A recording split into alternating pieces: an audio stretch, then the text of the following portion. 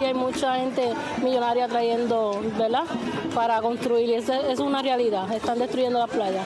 For many Puerto Ricans, protecting their beaches is protecting their paradise. Ella tiene 5 añitos. Ella viene conmigo y se trae una bolsa todos los fines de semana a recoger basura.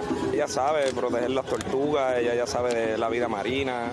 By Puerto Rican law, all beaches on the island are public. I grew up at the beach, and we just want to preserve it for future generations and for everybody that wants to come and enjoy our island. Boricuas like Wilmar Vázquez have been fighting to save their home from investors and construction sites that they say are destroying the natural resources of the island. This fight that has started in Puerto Rico for the past 20 years, fighting for our free access to public beaches that are of public domain, and also to protect our resources that are supposed to be protected by law. Vázquez organized dozens of people in Aguadilla this past weekend to demonstrate against a construction site located above a cave called Las Golondrinas. We've all decided to meet up here and fight for what has been happening here in Aguadilla. Sediments from that construction was polluting the water. Locals say Aguadilla Pier Corp, the developer behind the construction site, has been building illegally on 3 areas near the cave, saying they've cut down a protected forest and let sediment from their site pollute the water below. But this week, a victory. Las playas son del pueblo. Puerto Rico's Department of Nature Resources declaring a day before the planned protest that Aguadilla Pier Corp does not have the proper permits or authorization to build and must demolish their structures within 30 days and restore the site to its natural conditions. We reached out to Carlos Roman, an agent with Aguadilla Pier Corp. He did not respond for comment. Activists say what happened in Aguadilla is just one battle in the larger fight to protect Puerto Rico's public coastline. We have 3 projects right now that are endangering coastlines. We have Bahía de Jobos, where they destroyed a whole mangrove forest. There are a lot of construction done here in Puerto Rico without permits, and it's usually informal construction. I'm seeing that throughout the whole island.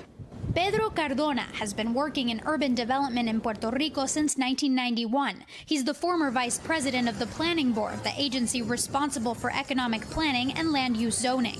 The permitting process here in Puerto Rico is chaotic. There's no accountability, there's no auditing. We're seeing the results of this.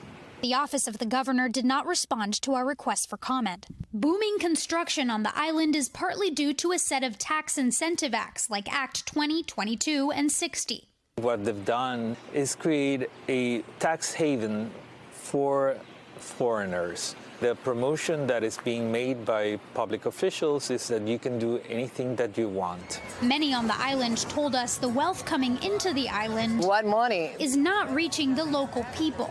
Plus, they tell us they're being priced out of their neighborhoods. It's gentrification at its purest form. We don't see it on the roads. They're not making improvements around. On the contrary, they're destroying the natural resources. Elena Hernandez, a wealth advisor with Gen Trust and a Puerto Rican herself, says she understands the frustrations, but that the positive impact of investment on the island over the last few years can't be denied. All those people that are now residents of the island, a lot of them entrepreneurs, business owners, etc., have created and provided, right, a lot of job opportunities. Cardona says the growth of some of these industries over the last decade is not enough.